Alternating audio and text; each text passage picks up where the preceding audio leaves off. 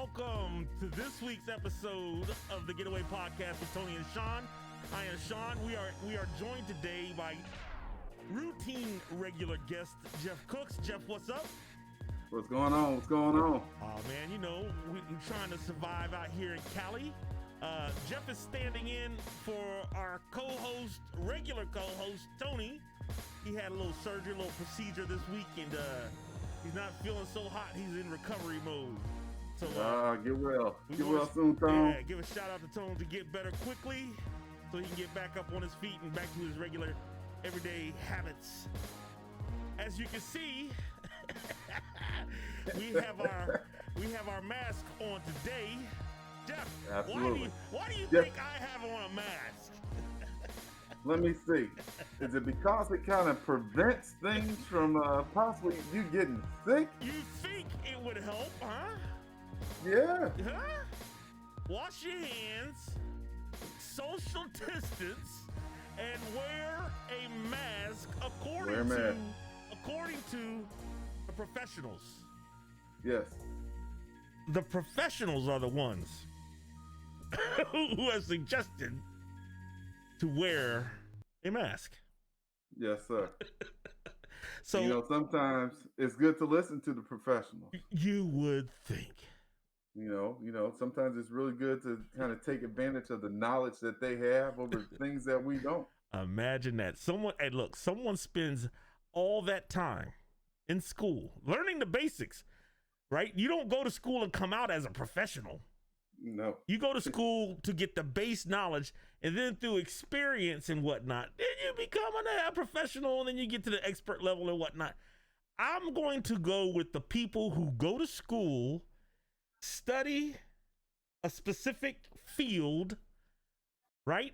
Drill down into maybe a very granular level of education, like infectious diseases.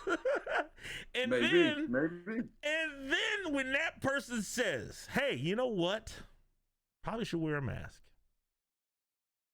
We're in the middle of a pandemic, and you know what? You're traveling all over the country, having events because you're running for re-election. You should probably wear a mask. But it's become so political that it looks weak. You are looked at as weak if you wear a mask. You're looked at as weak if you want to try to follow some kind of quarantine procedures. You know, stay home a little bit, don't go out so much, right? Wash your hands regularly, maybe use some sanitizer or whatever, social distance, all that. You're looked upon as weak.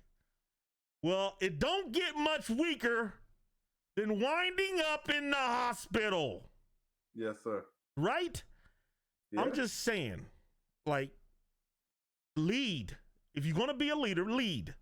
And leaders follow the advice of the people that they surround themselves with, right? There's a reason you have advisors.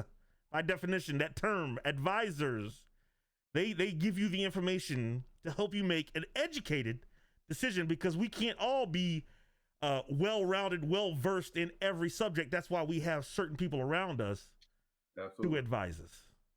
But the problem is that sometimes when folks start to believe they own hype and that they're always the smartest person in the room. I mean, come on, huh? I mean, in every field you look at, you might have someone in a top position, but you got a whole bunch of people that kind of support that knowledge. Yeah. Whether you look at sports, politics, schools, doesn't matter. No matter where you look, doesn't matter. There's layers to the leadership and how that advice and how you progress based off of the knowledge people have. Sports is a great example, right? You have, let's say football, you have a head coach. You have offensive and defensive coordinators. Yep. You have individual position coaches. At some levels, you have guys who are just studying third down, third and whatever. You're that guy I go to when it's third and long, right? When you have a question on something as the football coach, the head coach, you go to that guy and say, hey, what do you think? Yeah. Right? Like, why can't we do that? as the leader of the free world. Why can't we do that? Why can't we listen to our experts? It blows my mind. It is boggling. And and the risk at the end of the day, what he puts everybody at, just in the sense of trying to not let go of them. I mean, even to the sense of being somewhat incapacitated. Yes. Right. And not relinquishing the role for even a couple hours or whatever, just to ensure that nothing's missed, right? Right. 25th Amendment. George Bush did it when he had that operation. He had a procedure done where he was going to be under, and he invoked that, where the vice president was going to be in charge, and then when he came to and everything was good to go, he resumed the role. Absolutely. It's like there are reasons why there are things put in place in government. All right. He look at. You have an obligation to the people. You as the president, you work for the people, right? We aren't your subjects. He's not a king. We're not his subjects. He has an obligation to the people, all the people, regardless of political affiliation, to ensure that he is healthy. One, right? He should take every precaution to remain healthy, to remain disease-free when it comes to this particular virus. Mm-hmm. He has an obligation to us to protect our well-being, and that's whether that's national security versus threats, whether that's financial security, because you saw what happened to the stock market once the word got out, right? I mean, everything dropped. Right. I mean, the numbers were falling. Yeah. He's got an obligation to us. I hear it all the time. He's your president too, even though we don't like him. And people post stuff, people be like, yeah, he's your president, whether you like it or not. Yeah. And he's got an obligation to do the right things all the time. Yep. And for everybody. That's right. And then that leads into the second part of what I want to talk about. You know what, Mr. Racist in charge? You can go ahead and denounce him. It's okay. Because the number of people that vote for you that feel that way aren't going to get you reelected. I really feel like it's a small pocket of people. It's a large number in general, but it's a small pocket of people that are on the register to vote to get him reelected. It's a small pocket of people. Not every white person is racist.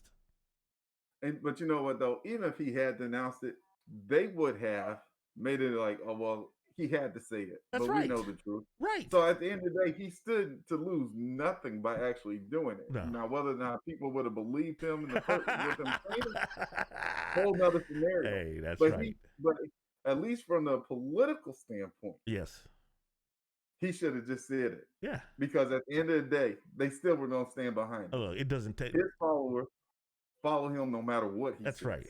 That's right. It's a cult. So, they're going to follow him. So he had nothing to lose and everything to gain on that. We already know. It's a quick Google search, right? The state of New York is already sued and won, charged him with that because he was denying access to living to people of color. Right. Right? Right. Lost that suit. We already know. We know about the Central Park 5. We already know about that. It doesn't take much research. Nope. So now it's just a matter of, do you want to say it or not? He didn't want to say it. He didn't want to say it. What's so bad about it? And in his attempt to do what he did. Yeah. He is like, I know he meant to say stand back, but it almost sounded like he said stay black. Stay black. Stay black. But it just goes to show, though, this country as a whole has never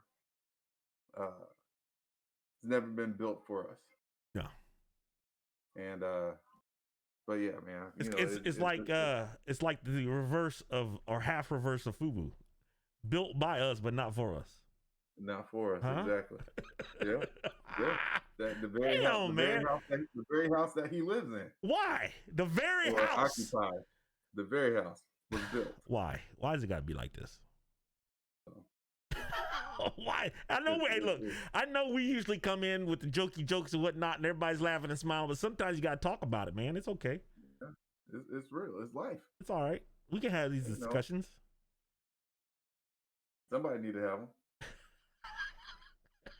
And look, and not be scared to have them. You know what I'm saying? Yeah, not be afraid. It's okay. You know? It's okay. So, you don't know. Sometimes you just gotta acknowledge what you don't know. That's why right. we got advisors. So I'm going to continue to keep an eye on that whole subject. I find it interesting, to be honest. I find it interesting about what we're hearing from the doctors, right? Mm-hmm. So doctor comes out yesterday and gives a little announcement on the conditions and whatnot, and the doctor was projecting, is the word they used. Didn't want to raise any kind of alarm or whatnot as far as, and then, you know what, to be honest, I can see both sides of it, right? We as a country, as citizens, we deserve a right to know how our political figures are doing health-wise. But at the same time, I feel like HIPAA, all those violations, but I don't know if it applies fully. Like there should be a certain amount of privacy, right? Yeah.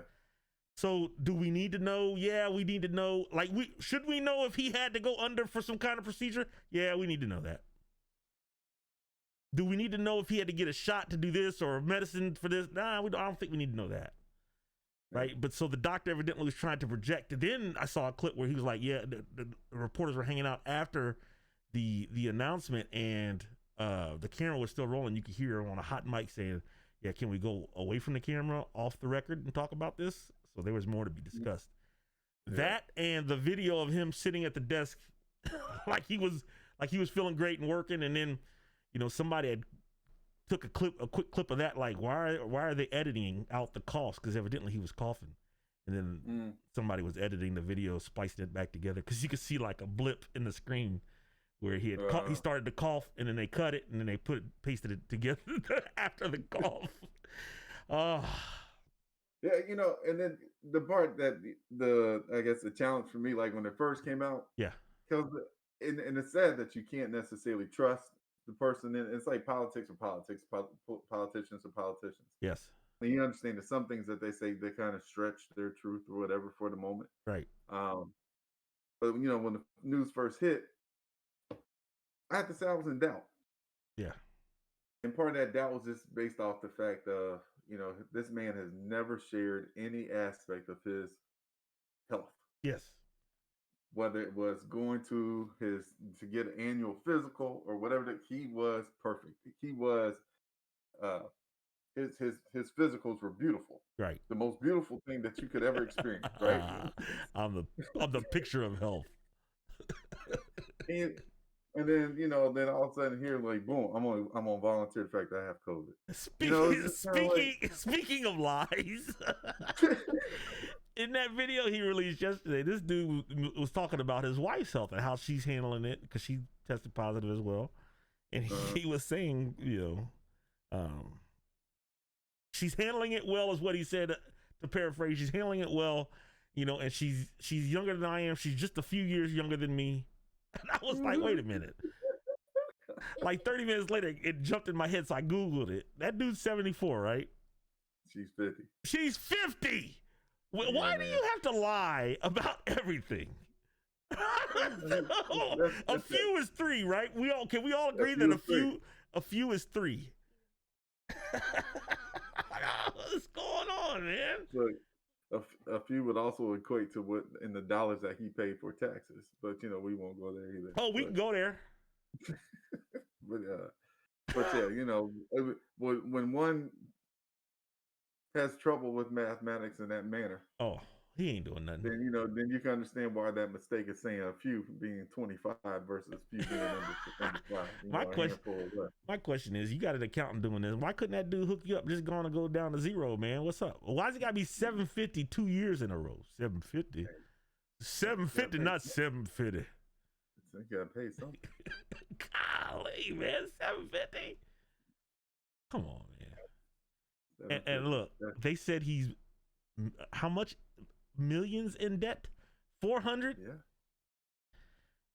Jeff, but he's rich. When I got my clearance, the lady that did my background investigation pulled out the heat lamp. I felt like Minister Society.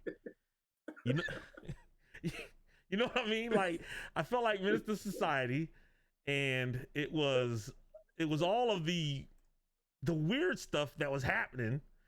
My mic is like cutting, but she put the heat on me for just a little bit of. It was like $2,000, right? And 90% of it I had already cleared up. But I had to have new copies of my credit report to her, bank statements going back so many months, and she needed to know the status of everything that was on that credit report, whether it was paid, if I'm currently paying on it, what if I'm not going to pay it, whatever. And Right. dog, some of those were like $70 bill from medical, nothing outrageous. And boy, Right. she was putting the heat, dropping a bomb on me for 2 G's. This is to get a secret clearance. And this was to work a job that wasn't paying more than $30,000 a year. Wow. This dude has all the clearance. And, All of it. and those millions, multiples of hundreds of millions. He Yeah. is a security risk. Indeed. And Both in and out of the office. he will be compromised once he leaves office. He's Yep. compromised now. He'll be compromised forever going forward because of what he knows, right? Yeah. As long as he owes that debt, he's a risk. What a mess. What a mess. Let's transition, man. Let's get the heck out of here. Yeah, man. All Let's right. do that. So, let's get out of this. Let's do this. Let's take this off. We're done talking about the coronavirus guy. Watch the sound be even better. Look at that sound. We sound so much better now. No more muffled. So I guess that's why he didn't. That's why he never wanted to wear the mask. that's it. I don't want to muffle myself. All right, homie. So you know what it is. Let's talk about our mighty Stebbins Indians. Yeah, I will always give them applause. Win or loss. Did you get a chance to watch a game? I did not get to watch it this weekend. Okay. I watched, and Troy came down there and handled their business. Okay. First off, it was a good game. They were heavy on the run, right? Mm-hmm. They're big up front. They had one guard that was a little undersized. He looked like me.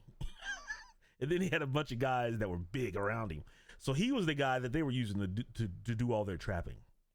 So they were just a little bit being bully ball, running the same plays, right down at those heavy, tough runners. Very physical, right? So, Right. we were our tackles were getting upfield, getting trapped. And then next level, those big boys on the play side, they were big too. We're getting to the second level and washing everything down, and then it's just, they're getting up the gut, and then safeties and making plays. Speaking of which, Marvelous Rutledge always plays a good game. The quarterback, Nate Keller, always plays a good game. Rayvon Harris, is that right?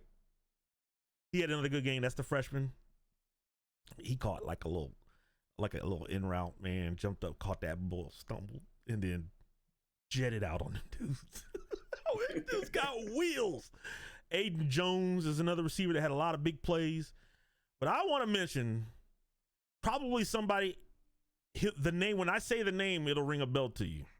Now, he doesn't play the same position, but they're similar in size. This guy plays safety. They play a lot of cover 2 shell. So he's a safety. Charlie Blanton. He may be the smallest guy on their defense, but he reminds me of Alfred Shimolinski. Oh, yeah. He's got a strong wrestling background. From what I remember, this dude's been wrestling since he was a little guy. Like you know how they have the Pee Wee wrestling? I think he's been wrestling since then. And I want to say he's a junior now. Okay. So that tells you what? He's a short tackler. Yeah, So leverage. He knows how to use it. right. So they've got they put this monster in the backfield. Do you remember where Springfield? Oh, story time. Do you remember Springfield North? And they had two. They had two running backs, but the big one was Derek Buford, and the other one was like, I want to say Tony Hall or something Hall. Yeah, that's what it was. Yeah, right. Yep. Them cats was big, and we had our own big guy, T-Bone. Yeah. And I remember being hurt that game, standing on the bleacher and watching the game, and I saw like a toss, and it was Buford going to the right and T-Bone running down the line. And it was a stalemate, but it was a hit. It was a hit, yes. So let me tell you, so my perspective of that at the time. Yeah. You know, that was my freshman year. So freshman year, coming up from the safety spot. And I saw that toss at the same time, right? Yes. So all 5'8", 135 pounds, soaking wet with a couple of bricks in my pocket. And just to say, when I saw T-Bone turn that corner and lay that lick, I was like, thank you. It saved my life. T-Bone. Tony Green. That was about to be somebody's highlight film. Tony Green. Jeff said thank you for saving his life. Thank you, Tony. Appreciate you for that one. Them dudes were huge, man. Yeah, they were big. So man. the Troy tailback, they put him in the game, and I want to say the dude said he was like 6'2", 275. Ooh. I swear to God, that's what they said. It was not 235. It was 275. I might have to go rewatch that. So to get back to that Charlie story, Charlie Blanton, 22, reminds me of Stewie because those guys are small. Mark Stewart, his son Stewart, whatever. And I said 22. Okay, good. Big guys in the game, and I'm telling you something. He wasn't always the first one because he plays a safety. But if there was somebody on him, that little dude Charlie was coming up and smoking him. You hear me? He was coming up and trying to take his head off.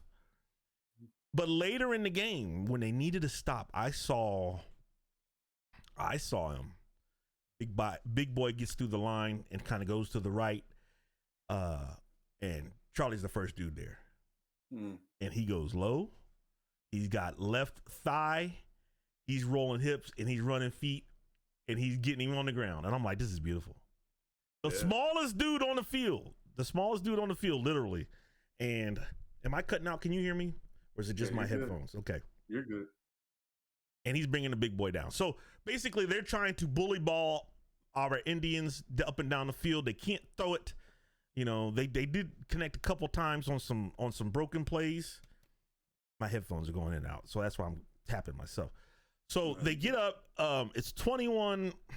I want to say it was 21-7 at half. And I'm like, we're fine. You know, we've been here before. These guys have done this before. They'll make the adjustments. And of course, you know what we do? We make the adjustments. We'll come out, boom, boom, and it's back. It's 28-21. And we have a couple shots. It just didn't get it done. Yeah. So I think the final was 28-21. So it was a good game. I want to say that this game was the game that I think they had the most mistakes as far as maybe a turnover here or whatever. Yeah. But they still had a chance, right? So I'm not worried about this playoff. The season is done, right? Right.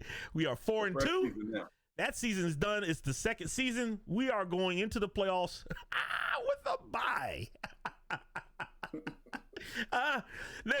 The first time making the playoffs. Not only do we get in the playoffs, we have good enough record, good enough team, staff, whatever, to get a bye. And Jeff, who do we have in the first round? The winner of Sydney and West Carrollton. Two teams we've already beaten. Oh, wow. So what that means is, fellas, do not overlook them just because you've beaten them once before. Right, because they're coming in with a chip on their shoulder. They're coming in hot. They're happy. They're happy about making the playoffs too.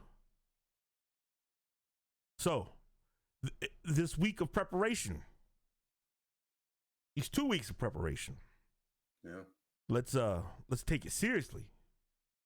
you are representing for all of us. I ordered my shirt. I ordered Ava's shirt. She didn't even go to Stebbins. She got a shirt. I saw Brent White. He was like, "Man, you made all of us stand up and swell out our chest." Yeah, man. Huh? I'm fired up, man. I'm fired up. I'm still rocking with you, Bonnie. I'm still rocking with you, baby. That's good. Go get it done.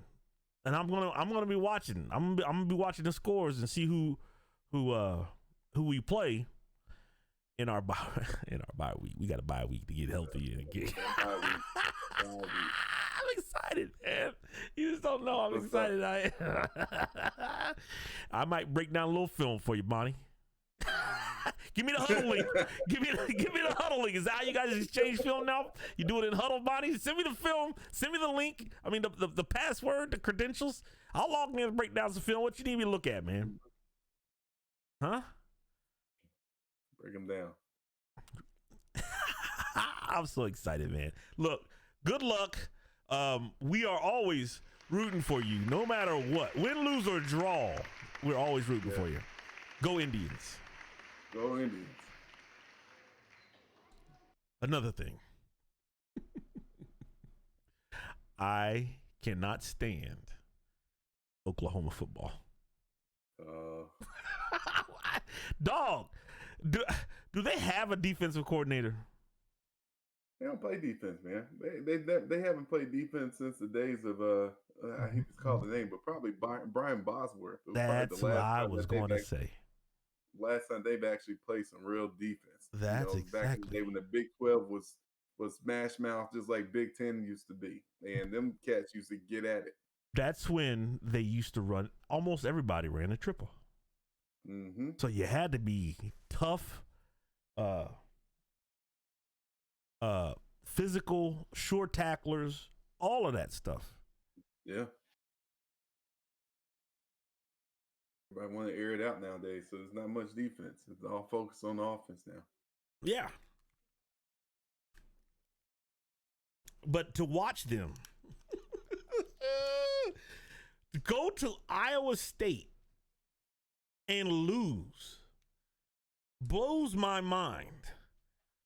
You are big bad Oklahoma, right? And you go to Ames, Iowa, and you're intimidated by the 15,000 people they got in the stands. You're intimidated by the all-black unis, which were very nice. Yeah, I'm looking at them now. They look very nice. And then I know they got a young quarterback. I know it, but it's still a young quarterback at Iowa is supposed to be better. I mean, at Oklahoma is still supposed to be better than any quarterback that they have at Iowa State, right? Should be. Them dudes, man. They are. Look, what's his name? Riley, the head coach. Mm-hmm. He's turned into the Big Game Bob. Big Game Bob couldn't win a big game ever. They were losing bowl games to Boise State. Huh? And now they've come out and dropped 2 in a row. First time in 22 years that they've lost 2 in a row. And they dropped out the rankings, right? They're going to. And look, and how the mighty have fallen. Who else is terrible, in my opinion? Texas. Well, I won't say terrible. LSU got an eye opener on them. Was that last week they dropped their first? They did, but I let them off the hook. You know why I let them off the hook? Because they graduated a lot. Because they had another round of guys opt out because of the coronavirus.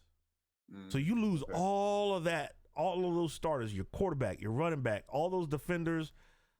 Okay, I can see how you can fall off and you come out thinking you're fresh and you get punched in the face and you can't cover crossers.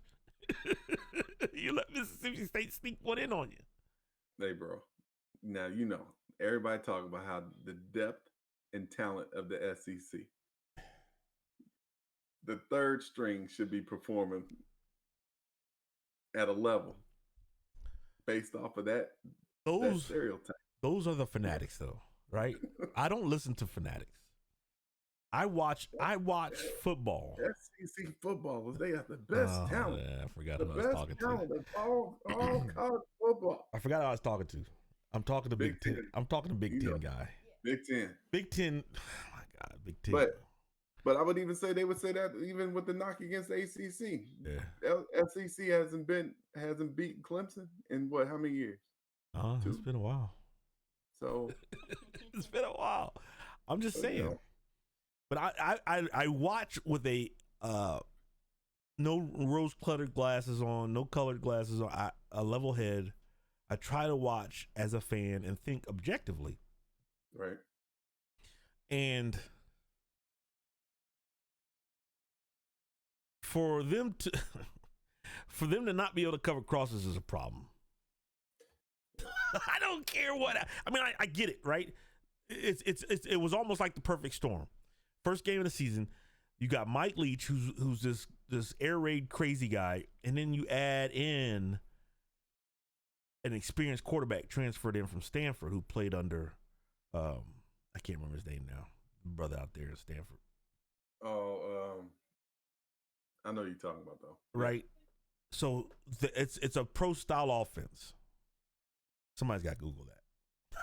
It's going to drive me nuts. It's a pro style offense, yes.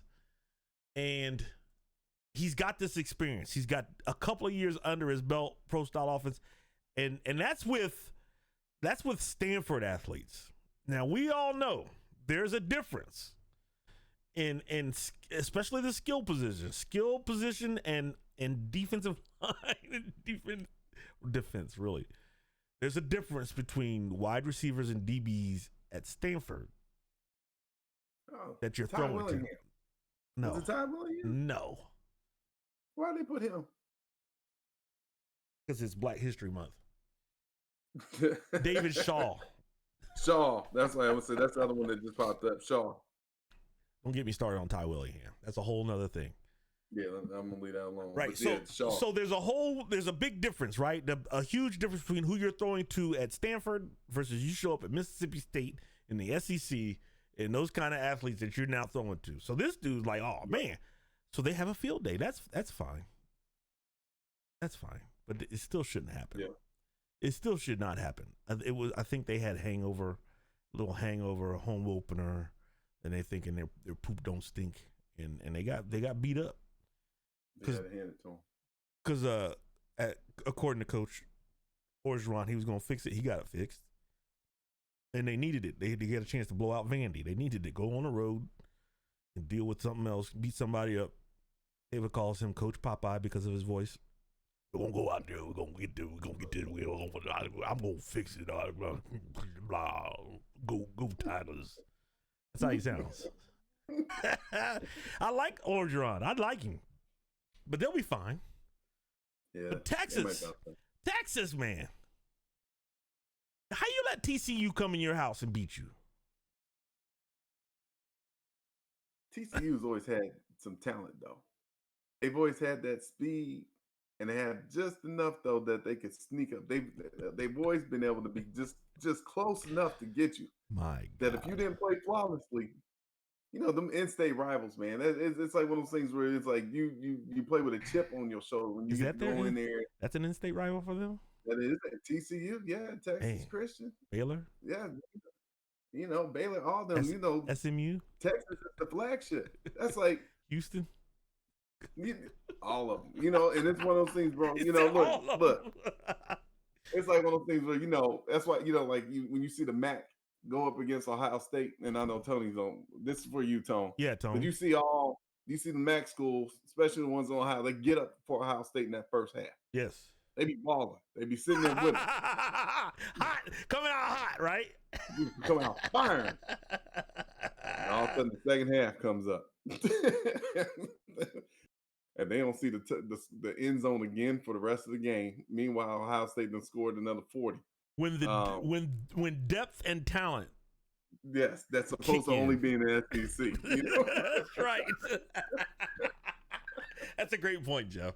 That's a great point. So, in states, man, you can never just look past them because, they're amped. Yeah. They're amped. Yeah. They're not supposed to win the game.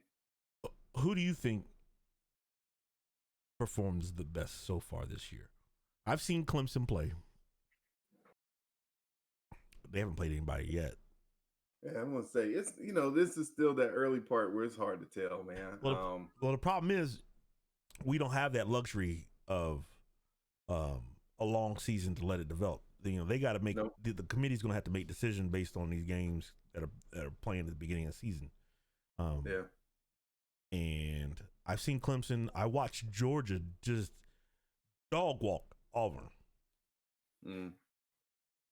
With a new quarterback,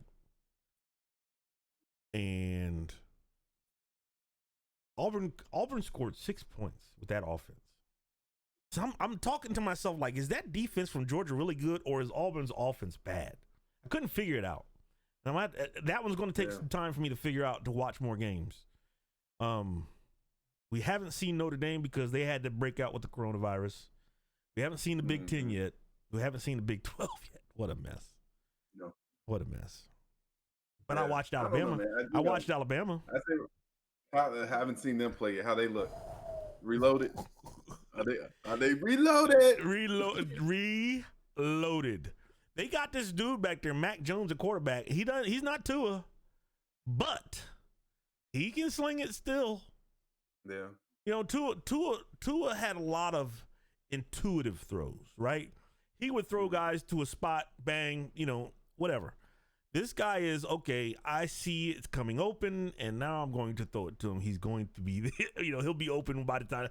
Tua was like, okay, I expect you to be open. I'm throwing it to this spot, get there.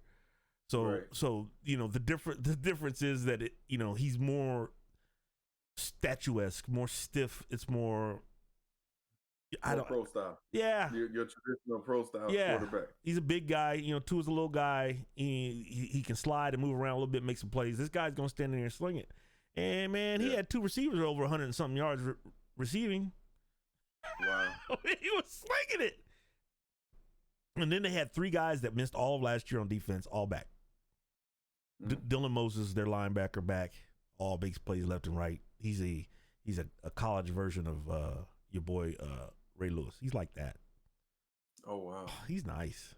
Dylan Moses is nice, man. And they still got running backs. Najee Harris. They still got runners. Huh? You about to make me watch an Alabama game.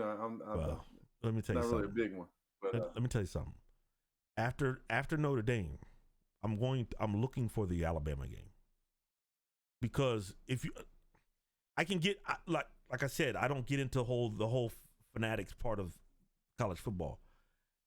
If it's done the right way, I want to watch it. And he coaches defense the right way. The offense is extra for me. Like, that's cool. I want to see how they're doing things on defense. Right? Watch after that. I do look for Ohio State because they play right. They play football right. It's in Clemson. I want to see the guys who have the most athleticism and skill sets, and then they are coached up the right way and they do things the right way, and then it makes it look even better. And it's kind of like, as an example of a team that didn't do things the right way, Kentucky. This whole new thing with what's his name? What do they call him? The Black Cheetah, something. Your boy Tyreek Hill and the Kansas City Chiefs. Oh yeah, he catches the ball, and what's he do to you? He does that right when he's running because you can't catch him. He's the fastest dude in the league. So dude from Kentucky catches the ball. I think he breaks a tackle, squirts loose, takes off down the field, chucks up the deuces, and points to somebody in the stands, and then gets tackled on the 5. Oh no! Do you know what happened? Did he fumble? They didn't score. They didn't get any points. That's what I'm saying. There's a way to do things that Saban has instilled in his players. Dabo's done the same thing. It's happened at Ohio State. Yeah. Brian Kelly has done it too, because you don't see a lot of that knucklehead stuff there at Notre Dame. The problem is they can't get the athletes. They're not getting Jerome Bettis, Ricky Waters, Rocket Ishmael. They're not getting those athletes anymore. So their athletes are more, I want to say, like a step above Stanford's athletes. And every now and then they'll get one, right? But you don't see them do that kind of dumb stuff. They're very sound. And even Michigan, defensively, they are really sound in what they've done. It's the offense that causes them problems. So I like to watch I like to watch the programs that do things the right way. You know, there are consequences when you don't fit in. They kept saying on the broadcast, Nick Saban doesn't care how talented you are. If you don't know what you're doing, you don't play. That's just the fact. You know, if you don't know the defense, you don't know where you're supposed to be, and then once you get there, you don't, execute whatever you're supposed to execute, whether it's coverage, tackling, whatever, then you're not going to play. And that's why I watched after Notre Dame. I'm going to look for Alabama. I'm going to look for Ohio State. I'm going to look for Clemson because they do it the right way. And then after that, I'm watching whatever game, whatever good game. I got 2 TVs going. I got the projector going. I got a laptop or a tablet going. I'm watching all of that. Yeah. But yeah, I have to say right now, Clemson's probably still the early favorite. It's hard to go against them. Yeah. The quarterback is really good, man. And then they got Etienne, who came back for a senior year. I mean, how many miles do running backs get? You never see him come back. Right. And I watched him break a tackle, spin move, break a tackle, Jets. I'm like, and then number 3, Ross, I think is his name. They got so many guys, man. What's the spin button, B button, and the trigger? circle button. They got all of that. They got big bodies up front, athletic bodies on the D-line. They got skill guys on both sides of the ball. They got it all. And depth. Yeah. Depth. They may not have depth at quarterback, but I don't think they need it, to be honest. They might need it in a playoff, right, to beat an Ohio State, to beat a Alabama. They might need a quarterback. But to go through that conference, like I said, Notre Dame's in trouble if they have to play them. They're going to struggle against them. I love football. I can't wait for Pac-12 to get started. The MAC's coming back. I can't wait for everybody to get back. I want a full slate. I need to get my Sean the Greek numbers up. I haven't won yet. I've been close, but I got to get it together. I got to get it together. I've had a couple close ones. Golly, man. You know what got me? Ones, but the over-under got me yesterday on one of them. Texas Tech and Baylor. Is that who it was? I can't remember. No, Baylor, West Virginia. A year ago, 2 years ago, 3 years ago, they might have scored 100 points combined. And I'm thinking, oh, that number's low. It was like 21-14 or something. Dave Aranda. Dave Aranda, former defensive coordinator of LSU Tigers, is now the head coach of Baylor. So we're playing defense now. Dana Holgerson is gone from West Virginia, so they're not slinging an air raid all over the field now. Well, dummy me. Cost myself. Yeah. This is one of those years where you can't bank on what they have been doing because of how odd and how off things are. Yes. Everything is weird. Everything is weird. And let me tell you something else. Did you see the you were probably working on your paper, but did you see the stands at the Auburn-Georgia game? I saw your comments. I actually saw quite a few comments of people talking about how clearly they didn't listen to the experts either. And I was telling Eva, is that a red state or a blue state? Because there was zero. Say it again. It is a red state. It's a red state. Zero masks is what I saw. I saw some social distancing, like they were skipping rows, but like the rows that were actively being used were elbow to elbow. Do they all live together? Are they showing up in families or what? Maybe they were all family. Oh my God. It's just too much, man. You know, it's like one of those things where at the end of the day, if you don't do it for nobody else, just do it for the safety of those kids out there playing, man. I mean, it's they don't care. They don't care. It's a mess. Switching subjects. LeBron and the Lakers are running roughshod over the Miami Heat. Yeah. And it does not help that in game 1, Dragic goes down with probably a plantar fasciitis issue. Your boy tweaks an ankle. Bam. Jimmy Butler tweaks an ankle, and then bam, Adebayo Bam. runs into the broad shoulders of Dwight Howard and injures an already injured shoulder. Go ahead. So, how you initiate contact and hurt yourself? Say it, man. Like that's like putting on your helmet and running into the locker, knocking yourself out, and then getting mad because you did. Gus Farratting it. Gus Farrat. Give yourself a concussion. Headbutt in the stands. I don't understand that. How you dip your shoulder? You the low man and you got hurt. Man, but have you seen how broad Dwight's shoulders are? Hey, it's like he's got a hanger in his jersey. He's been in the league. He's huge. He's been that way since he's been in the league, and they both ruled out for tonight's game. Are they really? Yeah. Wow. Breaking news. Drag it in, Abadiah. Yep. You know, they also said that's the first time LeBron's been up 2-0 in a series, in a finals. That's amazing. I'll say this. Hey, AD is a beast. And I just no other way to say it. He's balling out. Jeff, he had, I want to say, 3 straight possessions on rebound, put back. Rebound, put back, rebound, put back. He is, I'm gonna go out on a limb. He could be pound for pound the most athletic dude on the court, even with LeBron out there. If you think about what size and his ability to run, jump, catch, right? He could be, if not a little better, at least as good athletically as LeBron. Well, think about this though. You know, I believe he's the one they said that he was like a 6'3" point guard. Yes. And grew like 10 inches. Yes. So but he did not lose the skill or lose his, no. So I mean, it's one of those things to where he kept the dexterity, right? That's hard. That's hard to compete with when you've got somebody that size, man, who still has the ability to play point and run it like he's 6'3". I've seen him bring the ball up. I've seen him, turn and put the ball on the floor. He shoots threes. He hit the one and yelled Kobe at the end. I've seen him go up and bang on people like Shaq. Because if he gets, there's certain times he's very even keeled, and there are certain times you can see him when he gets the ball and he's a little hot.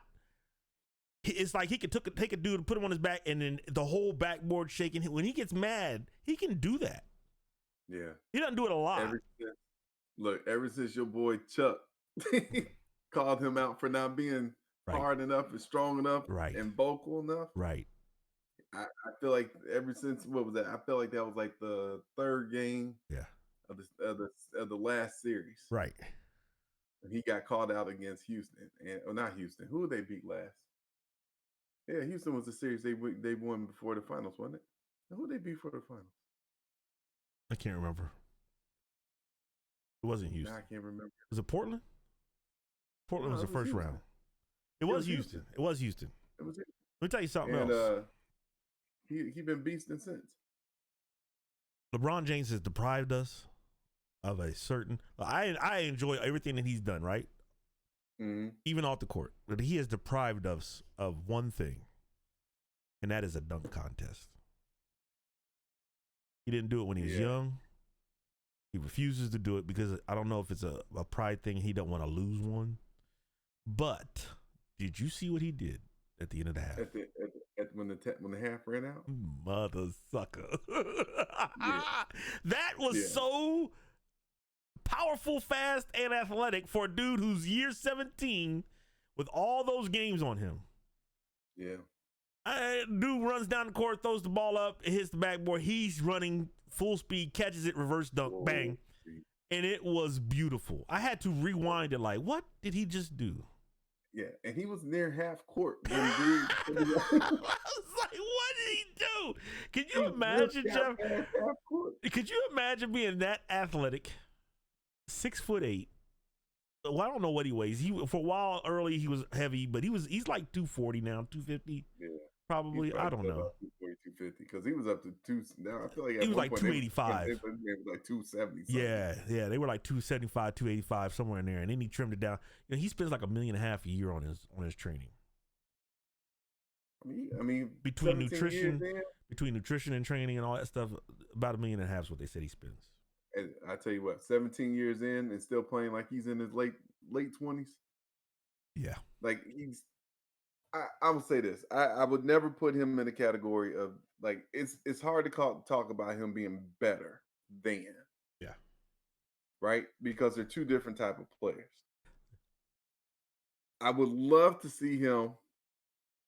It would have been great to see him like if heirs could ever play against each other. Yeah. I would argue that he would have struggled in that 90s era. I argue even with this. I argue against that.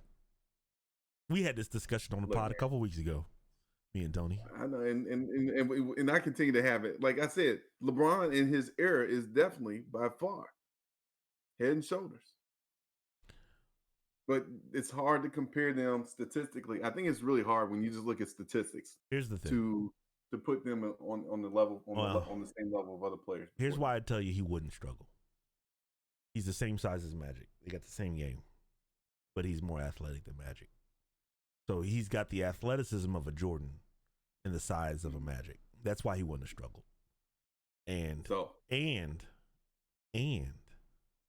defensively, when you could hand guard and put the forearm into people, and you could lean on people, and you could bang people, there's nobody who's going to score on him if he didn't want to score. Like we've seen him now in year 17. At the end of the game, it was Denver Nuggets. That's who they played last. Denver Nuggets. That's what it was. That's what it was. When fourth quarter comes and he says, "You know what?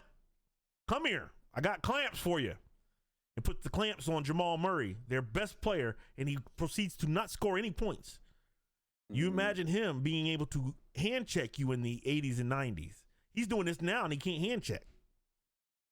He says, "I'm going to pick up your best dude." And mind you, I mentioned in the podcast before, at one point in time watching that series, I was sitting there thinking, is this dude better than Russell Westbrook, Jamal Murray? Because he can hit from three at any depth, he can hit mid-range, and he can get to the hoop, bang on you if he wants to, but he can get to that hoop and score with harm. Mm-hmm. But then I watched LeBron put the clamps on him, and I said, well, I don't know if Russell will let LeBron put the clamps on him like that. I think he could. Like that? And here's why. Go ahead. And here's why. My issue with Russ is more about his head. Mm-hmm. His mental is off.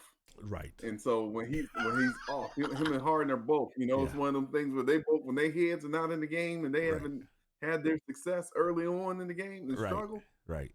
This dude, as far as the Murray kid, could be off the first quarter into the second quarter and come out the third half or the second half as if he'd been hitting and stroking it for the entire game. And that's why here's my pushback. Yeah. I'm gonna give you my pushback to the LeBron in the 90s. Okay. I got two people. Yeah. That just from an athletic standpoint that would have gave him the business. Okay. Can you guess? Who are the two you think? Who do you think those two would be? Athletically or basketball wise? Both.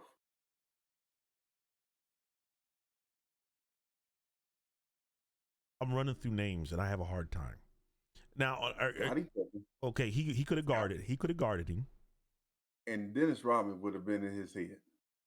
Because you think about it now, Dennis Rodman gave everybody the business. That's right. And he messed with everybody. Right. Because he was able to play that mental game, the physical piece, that he would bang with you to where it wouldn't have bothered him. He wasn't out there trying to score.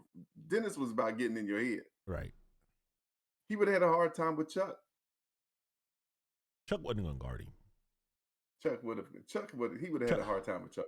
He wouldn't have been able to stop Chuck. Chuck's 6'4". Yeah, Chuck still would have gave him the business.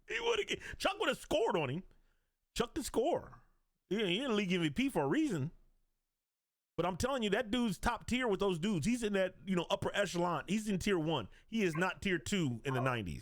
No, I would never put him in tier 2. Okay. I definitely agree that he's a tier 1 guy. Oh yeah. I absolutely believe he is a tier 1 guy. And I just think they need to get away from trying to make him, this whole Jordan. Like, there's been one only person you could legitimately, I think, put next to Jordan, and it's because they played the same style of ball. They were the same position. It's Kobe.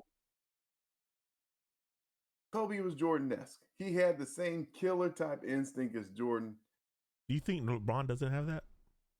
Oh, it's not about his killer instinct. I just think they play different positions. Like, Let me ask you something. LeBron is not. LeBron scores when he needs to. Wow, this is Jordan great. scored when he wanted to. Jeff, I need this from you when you're on with Tony. I need this juice. Because let me tell you something, man. Can we drop LeBron on any of those teams?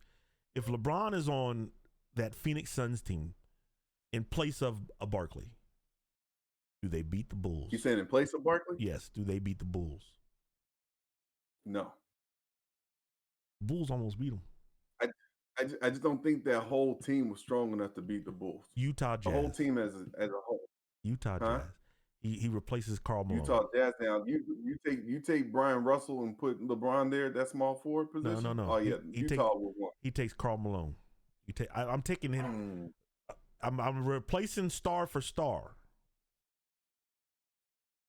Stockton to LeBron. Come on, man. I think you still. And you got shooters. Stuck. Okay. Who else?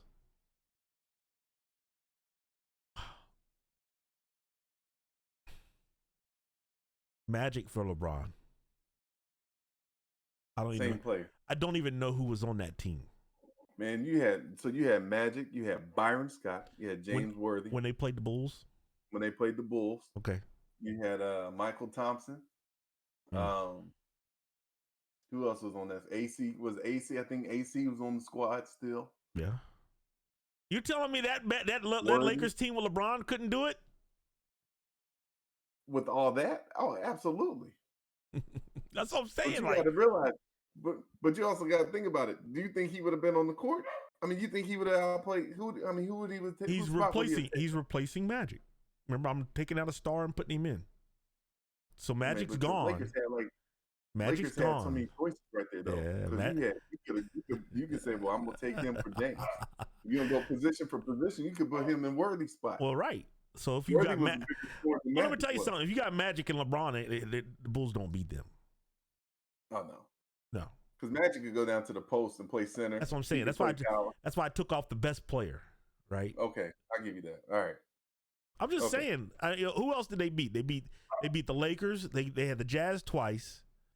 Beat Portland. So if you take off Clyde Drexler and you put in LeBron with Cliff Robinson. Rest of the team. Nobody else was there. This is a good one. We might have to follow this up with Tony. He's the basketball guy. That's a good one, man. All right, homie. But I think it's good though. It was good. Who you got winning? Do you think it's a sweep? Do you think they'll sweep them, or do you think Miami will get one? If they don't get it tonight, it's a wrap. I think their best chance is to come out and get it tonight. I think the hard part about them getting it tonight, you look at that second game, they came out and they was on them. Yeah. Like, they jumped out on them and they reeled them in so quick. Right. That 30, 40-point swing, and it was a wrap from there. I think it's a sweep. I'm calling sweep. They got too many injuries. This game will be close, right? And then game 4 will be a blowout. Yeah. That is Sean Negrodamus Huffman. Is my prediction. Hey man, you did a great job stepping in for Tone, man. Hey man, it's a good time talking. It's always fun. We're gonna have to change it to the Getaway Podcast with Tony and Sean and friends or something, because you're a regular now. I think we found some money in payroll. There's like $2 in the Anchor account. We might have to cut you a check. Right. I look $2, man. Just give me a quarter of it. I'm good. That's what's up. Hey y'all, thanks for watching it and listening. always, go to our Facebook, YouTube page, be a subscriber, like it, share it, comment. Thanks for engaging. Come back next week. We'll talk to you soon. This is Sean from the Getaway Podcast with Tony and Sean and friend Jeff Cooks. See you next week. All right,